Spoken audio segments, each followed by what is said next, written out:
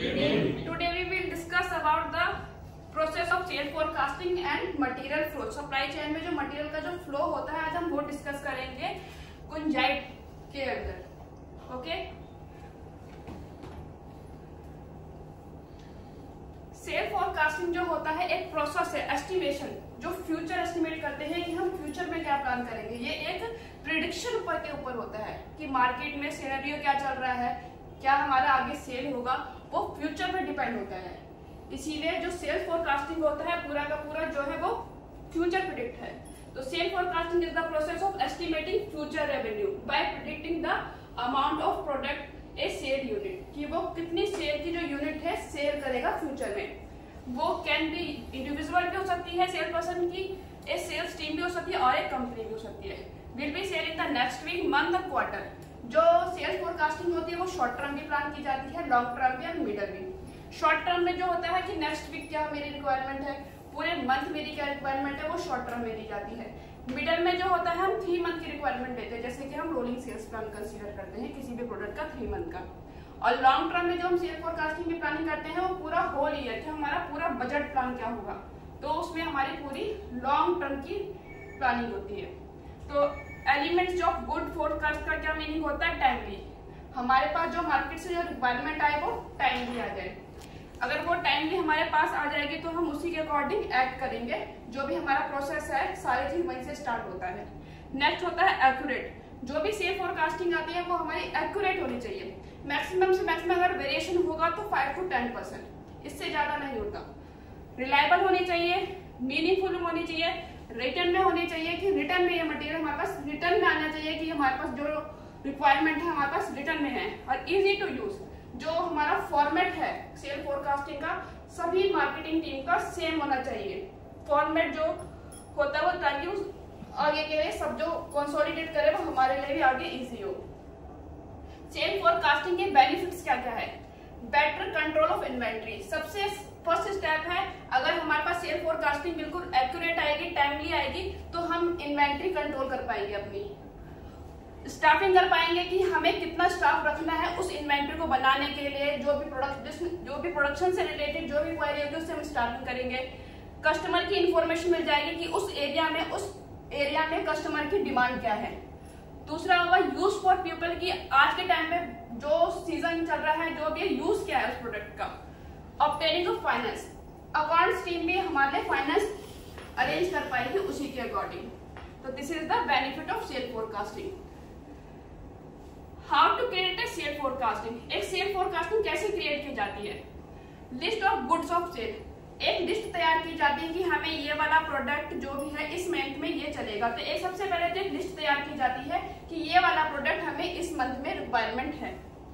Estimate how much of the each you expect to sell. एक estimate लगाया जाता है कि इतनी क्वांटिटी हम सेल आउट करेंगे इस मंथ में. Define the unit price to price value of the each good. जो भी क्वांटिटी हम करेंगे सिलेक्ट कि हमें जैसे कोई भी प्रोडक्ट है इतनी क्वांटिटी सेल करेंगे, उसको डिवाइड कर देंगे उसके बिलिंग प्राइस से, ताकि हमारा एस्टिमेट आ जाए कि इतनी बिलिंग प्राइस की जो वैल्यू उस एरिया में सेल होगी. तो multiply the number of the sold by the price. जो नंबर की जो क्वांटिटी आएगी उसको हम इनटू करेंगे उसके बिलिंग प्राइस से. Determine how much it will be cost the product be sale each good. हर एक प्रोडक्ट का जो है कॉस्ट अलग अलग निकलेगी कि ये वाला प्रोडक्ट की सेल हमारी इस एरिया में इतनी होगी. ऐसे ही हर एक स्टेट का अलग अलग हमारा सेल फोरकास्ट बनेगा. What is the difference between the sale potential and sale forecast. Sale potential जो होता है वो एक मार्केट का पोटेंशियल है कि इस मार्केट में जो हमारी सेल होगी इतनी होगी. पर सेल फोरकास्ट जो होगा कि हमारी कंपनी कितना बेचेगी, वो हमारा एक एस्टिमेटर है कि हमारे इस मार्केट का एरिया तो इतना है बट हमारी जो सेल फोरकास्ट है वो इतना होगी, क्योंकि अदर कंपनियां भी है वो भी अपना सेल करेगी. तो जो सेल फोरकास्टिंग है वो बेसिकली होती है हमारा अपना मार्केट, हमारी अपनी जो सेल टीम है वो क्या सेल करेगी. दूसरा है सेल पोटेंशियल कि उस मार्केट की कितनी, उस प्रोडक्ट की कितनी मार्केट है उस एरिया में. तो इन दोनों में डिफरेंस ये चीज है. Why we do need the sale forecast. हम सेल फोरकास्ट क्यों करते हैं, क्यों हम प्रिडिक्ट लगाते हैं कि ये मटेरियल हमें सेल आउट करना है. इसमें कौन कौन से जो डिपार्टमेंट है हमारे इन्वॉल्व चीज होती है. एक तो इंक्रीज द नॉलेज. अगर हमारे पास गुड सेल फोरकास्टिंग होगी तो उससे हमारी इंक्रीजमेंट बढ़ेगी, हमारी नॉलेज बढ़ेगी उस प्रोडक्ट की नॉलेज की, इस मार्केट में उसकी पोजीशन कैसी है. अगर हम सेल फोरकास्ट किसी प्रोडक्ट का लेते हैं तो हम पूरा मार्केट में उसका रिव्यू करते हैं कि उसकी पोजीशन उस प्रोडक्ट की क्या चल रही है। अगर उसकी मार्केट में पोजीशन अच्छी नहीं चलेगी तो उस प्रोडक्ट को हम कंटिन्यू नहीं करेंगे। पूरा जो है रिव्यू मिल जाता है, इंप्रूवमेंट हो जाती है प्रोडक्ट की, हमें दोबारा से रिव्यू मिल जाता है, हम प्रोडक्ट की इंप्रूवमेंट कर सकते हैं कि हाँ इस प्रोडक्ट में हमें ये चेंजेस करना है, कि इस बॉटल कोई भी पैकिंग मटेरियल चेंज करना हो, सब चीज के अगेंस्ट में हमें सेल फोरकास्ट में हमें ये मिलता है। मैनेज ए प्रोडक्ट, हम किसी भी प्रोडक्ट को मैनेज कर सकते हैं। दूसरा इन्फॉर्मेड डिसीजन, हम कोई भी डिसीजन में पहुंच सकते हैं अगर हमारे पास एक गुड सेल फोरकास्ट आएगी तो। डेवलप, हम कोई भी प्रोडक्ट नया डेवलप कर सकते हैं। अगर कोई भी हम सेल फोरकास्टिंग देते हैं, कोई सेल्स मार्केटिंग टीम है, कोई प्रोडक्ट हमारे पास लेके आता है कि मैम ये वाला मार्केट प्रोडक्ट में अच्छा चल रहा है, तो हम डेवलप करने के लिए पूरे ऑल ओवर इंडिया से उसकी डिमांड क्रिएट करते हैं कि ये प्रोडक्ट आपके एरिया में कितना कितना लगता है, तो उससे हमें किसी भी नए प्रोडक्ट को डेवलप करने में आसानी रहती है। नेक्स्ट है इंपॉर्टेंस ऑफ सेल फोरकास्टिंग। एक सेल फोरकास्टिंग किसी भी कंपनी के लिए जरूरी क्यों है और वो कौन कौन से डिपार्टमेंट को इफेक्ट करती है। सबसे पहले इफेक्ट करती है प्रोडक्शन। अगर हमारे पास किसी भी स्टेट की सेल फोरकास्ट बिल्कुल एक्यूरेट आती है तो उससे हमारा प्रोडक्शन बिल्कुल सही जाएगा।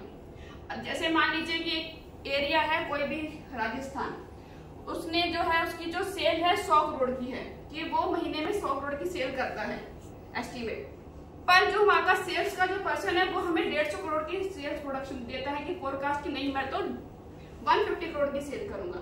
तो सीधा की सीधा उसने सेल फोरकास्ट अपना गलत प्लान किया, उसके एक गलत प्लानिंग से हमारा प्रोडक्शन प्लान गलत जाएगा।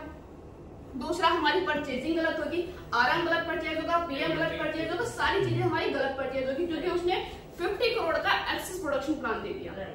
दूसरा हमारा ह्यूमन रिसोर्स भी इफेक्ट होगा, क्यों? क्योंकि जैसे ही हम फैक्ट्री में प्रोडक्शन प्लान देंगे, हमने देना था 100 करोड़ का पर हमने दे दिया 150 करोड़ का, उसी के हिसाब से लेबर अरेंज होगी, सारी चीजें अरेंज होगी, डे नाइट इफेक्ट होगा, सारे लेबर्स की जो 8 घंटे की जो चलनी थी वो हम डबल चलाएंगे, डे और नाइट चलाएंगे क्योंकि प्रोडक्शन प्लान ज्यादा आया है, तो उसी हिसाब से पूरा ह्यूमन रिसोर्सेज भी इफेक्ट होगा।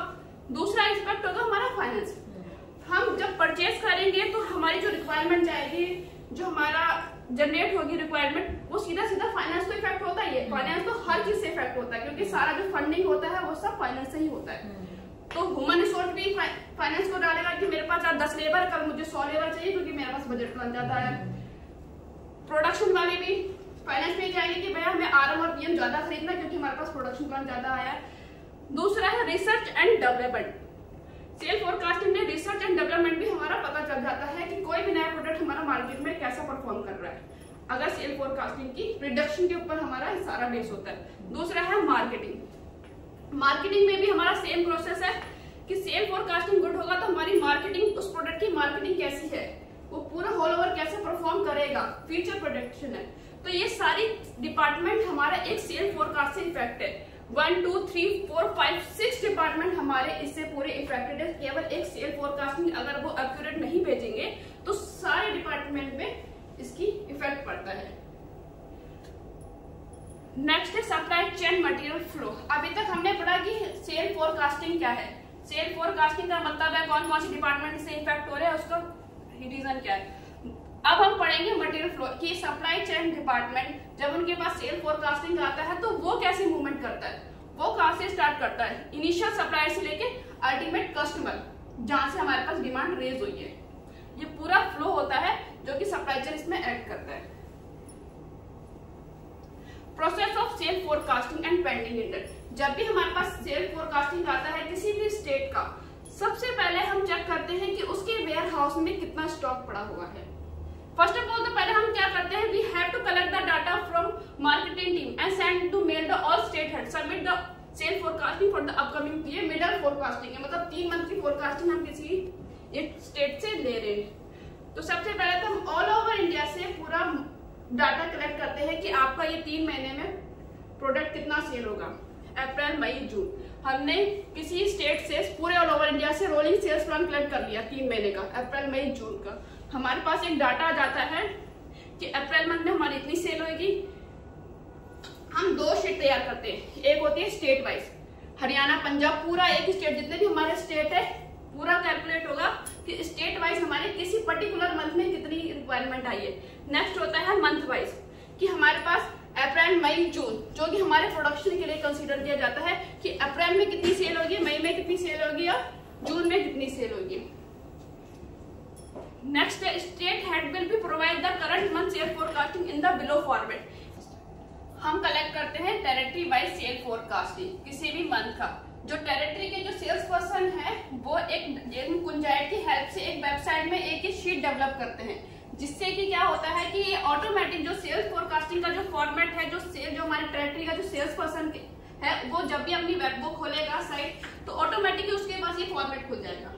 प्रोडक्ट वाइज रहेगा, टेक्निकल नेम रहेगा, जो भी है कंपनी का पूरा साइट खुलेगा, कौन से मंथ की उसको सेल फोरकास्टिंग सबमिट करना है वहां पे मेंशन रहेगा। साथ में हम उसे डाटा प्रोवाइड कराएंगे लास्ट 3 इयर्स डाटा, कि उसने लास्ट 3 ईयर कितनी सेल करी थी।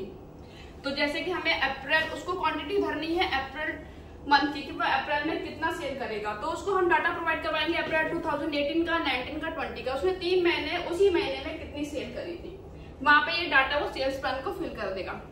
नेक्स्ट आता है अप्रूव क्वांटिटी। जो उस टेरिटरी का जो सेल्स हेड होगा वो उस क्वांटिटी को अप्रूव करेगा कि ये जो क्वांटिटी दी है वो पीछे के जो सेल्स दे रखी है, आने वाले जो प्रोडक्शन है उसको नजर में रख के वो क्वांटिटी सेल करेगा। ऐसा भी हो सकता है कोई प्रोडक्ट हमारा इन 3 साल में बिल्कुल भी नहीं चला हो, लेकिन फ्यूचर प्रेडिक्ट करना है, वो सेल्स सेट करेगा कि ये प्रोडक्ट हमारे आने वाले टाइम पे ये अच्छा चलेगा, मार्केट की सिचुएशन ऐसी है कि ये प्रोडक्ट जो है अब आगे से अच्छा होगा। तो दैट मीन्स कि जो क्वांटिटी जो फाइनल अप्रूव करेगा वो वहां का सेल्स सेट करेगा। That sheet will be provided territory wise as well. Yes. For the sales prediction. Yes. Right? Yes. Stock availability in warehouse. जब भी हम इंडेंट की फोरकास्टिंग लेते हैं सबसे पहले हम चेक करते हैं, जब भी हम प्रोडक्शन प्लानिंग करते हैं और उनको पेंडिंग इंडेंट का जब फॉर्मेट देते हैं तो हम चेक किया जाता है before making any indent information about the stock availability in the warehouse is necessary. हम उसके गोडाउन में कितना स्टॉक अवेलेबल है वो नेसेसरी हम चेक करेंगे कि उसके गोडाउन में उस टाइम पर जो उसने प्रोडक्ट की सेल फोरकास्टिंग दी है उसके गोडाउन में उसके अगेंस्ट में कितना मटेरियल अवेलेबल है। उसका स्टॉक जो होगा उसको लेस करने के बाद उसका पेंडिंग इंडेंट शो करेगा कि ये मटेरियल सप्लाई चेन डिपार्टमेंट उसको सप्लाई करेगा उस during the month. After approve current month sales forecasting, mention the opening stock of the current month as per the format given the below format. Calculate the current month need, net requirement and excess stock data report as attached. ये data आपको कुंजाइट में show करेगा website में। Indent for the month of April एक depot है करनाल हरियाणा के under, उसका ये फॉर्मेट दिया हुआ है।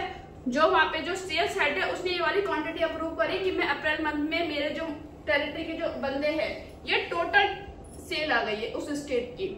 करनाल का दिया है तो उसने जितनी भी उसके अंडर, चाहे वो उस हरियाणा में टोटल 10 टेरिटरी है, वो 10 टेरिटरी का टोटल ऑटोमेटिक यहाँ पे टोटल हो जाएगा कि हरियाणा डिपो में इतने मटेरियल की रिक्वायरमेंट है, क्योंकि हरियाणा से पूरे ऑल ओवर हरियाणा की सेल होगी चाहे वो टेरिटरी किसी भी बंदे की हो। तो टोटल रिक्वायरमेंट हमारे पास यहाँ पर आएगी, यहाँ पे मेंशन हो जाएगा 1 अप्रैल का जो स्टॉक होगा उस डिपो के गोडाउन में। आफ्टर जो लास्ट मंथ की सेल जैसी क्लोज होगी तो उसका जो स्टॉक होगा वो ओपनिंग हो जाएगा उसका, तो ये हो जाएगा उसका ओपनिंग स्टॉक। दैट मीन्स उसकी रिक्वायरमेंट एक प्रोडक्ट की 400 आई है और 1 अप्रैल को उसके पास स्टॉक 70 लीटर का पड़ा हुआ था, तो उसका ओपनिंग एक्सेस तो 0 हो गया क्योंकि उसकी रिक्वायरमेंट आई है। तो उसके पास net requirement supply chain department जो एक्ट करेगी, जो प्रोसेस करेगी, वो 330 लीटर को उसको सप्लाई करनी है उसको ड्यूरिंग दिस मंथ में, तो वो उसकी नेट रिक्वायरमेंट आ गई है। इसी तरह जैसे एक प्रोडक्ट है उसके पास 30 लीटर था, 30 लीटर की उसको टेरिटरी से डिमांड आई है कि पूरे ऑल ओवर हरियाणा में ये प्रोडक्ट 30 लीटर बिकेगा, पर उसके डिपो में 40 लीटर का स्टॉक उसके पास ऑलरेडी पड़ा हुआ है। तो दैट मीन्स कि 10 लीटर उसके पास जो स्टॉक है वो एक्सेस है, जो ड्यूरिंग दिस मंथ मतलब अप्रैल के मंथ में सेल आउट नहीं होगा। उस स्टॉक का सप्लाई चेन अगर किसी भी एरिया में किसी भी अदर स्टेट में रिक्वायरमेंट है तो उसको इंटर डिपो ट्रांसफर करवा सकती है बिना उसके पूछे, क्योंकि उन्होंने उसकी सेल फोरकास्टिंग नहीं दे रखी है। दैट मीन्स वो एक्सेस स्टॉक है उसके गोडाउन में। After complete above all step we will get the net requirement. जैसे ही हम कुंजाइट में जो फॉर्मेट दे रखा है ये फिल करते ही ऑटोमेटिक हमारे पास रिपोर्ट निकल के आती है, अप्रूव क्वांटिटी, ओपनिंग स्टॉक, ये सब। तो लास्ट में बात टोटल आती है नेट रिक्वायरमेंट। इसके बाद हम एक कॉलम इनको और दे रहे हैं जो कि एडिशनल इंडेंट का, जो सडनली जो भी ऑटोमेटिकली जो रिपोर्ट जो सीजनली होता है, कोई एडिशनल इंडेंट ऐसा आ जाता है जो मार्केट का जो प्रेडिक्शन है, कोई भी नहीं लगा सकता कि कब सिनेरियो चेंज हो गया है, कुछ भी चीज को चेंज हो जाता है। तो जो एडिशनल इंडेंट है वो उस टाइम पर पर्टिकुलर किसी भी डेट पे वो इसको फिल कर सकता है। जैसे 24 कैरेट कोई भी एक प्रोडक्ट है, कोई भी कस्टमर ने डिमांड कर दिया एकदम से, सडनली कोई पेस्ट अटैक आ गया, हाँ, दे नीड बीपीएच का अटैक आ गया, कोई भी बीपीएच का अटैक आ गया, जैसे बीपीएच का अटैक आ गया तो ब्लैक अपोलो जो कोई प्रोडक्ट है वो हमारा ज्यादा चलेगा, वार्डन की रिक्वायरमेंट एकदम से आनी शुरू हो जाएगी। उसने डिमांड में नहीं दिया होगा, क्योंकि अटैक आना वो उसके टाइम पे नहीं है, वो डिसाइडेड नहीं है कि कब आएगा।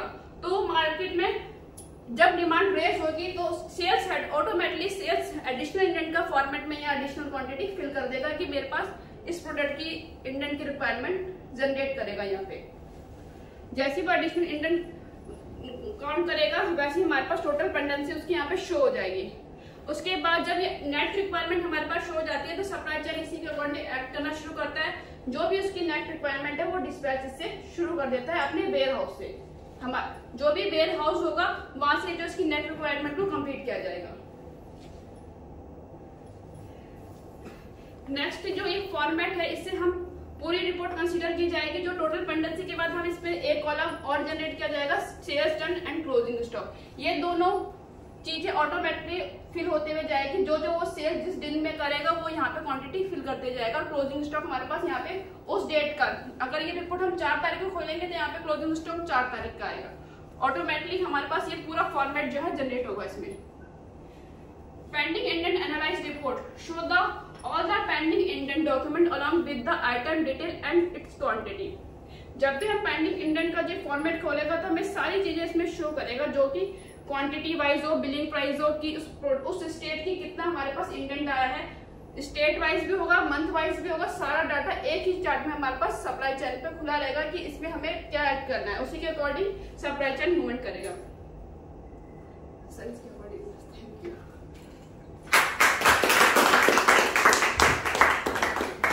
Thank you Anita ji.